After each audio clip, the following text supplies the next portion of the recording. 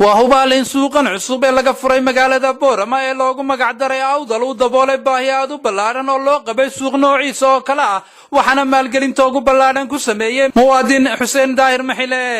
munaasabad aad u ballaaran oo loo qabtay furitaankii suuqan ayaa waxa ka soo qayb galay mas'uuliyiin iyo qaybaha kala duwan ee bulshada ugu horeyntii ayaa mas'uulka suuqan awdal iyo injineerkii dhismahan sameeyay oo halkaasi ka hadlay ay ka warameen ujeedada iyo waxa uu ka kooban yahay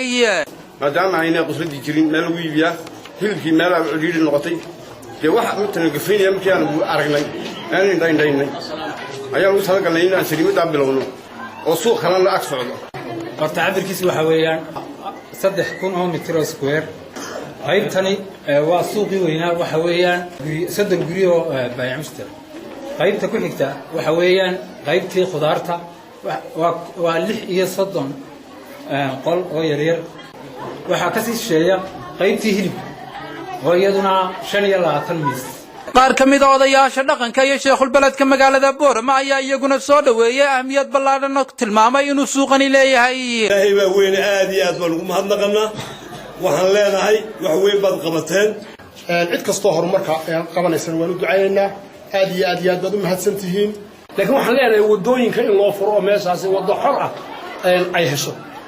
madaxda gobolka iyo kuwa degmada oo iyaguna hadalka iska daba qaatay ayaa waxay hoosta ka xariiqeen hawshan hawl dawladda oo soo taaleeyahay hawl dawladda guud ahaan u taaleeyahay laakiin waa mid uu naga furtay annaga waajibaadkeyguna waxa weeye si aan u socodsiin lahayn fulinayna waxyaabo badan oo suurta gelinaya suuqani inuu si socdaan naga waajiba haddaanu cashuurta dib ugu laabanayno haddaanu nadaafadda xoojinayno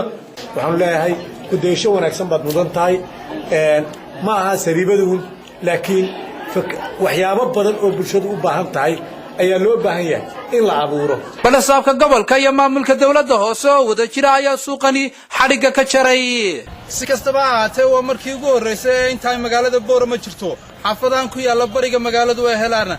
suuq noocan oo kala ah oo ay ka dukaansadaan waxaana tani ku lamaanin sariibada inta laga wadato qashin baxadiisu ay aad u ballaaran tahay oo u baahan in la maareeyo kuna soo hagaagayo waqti ay xaafadahan yihiin kuwa sida idin muuqata bilicdoodu ay aad u sarreyso oo loo soo dalxiis tagi jiray mas'uuliyadda maareynta qashinka inta leegina waxa ay dul saarnaan doontaa dawladda hoose ee degmada Boorama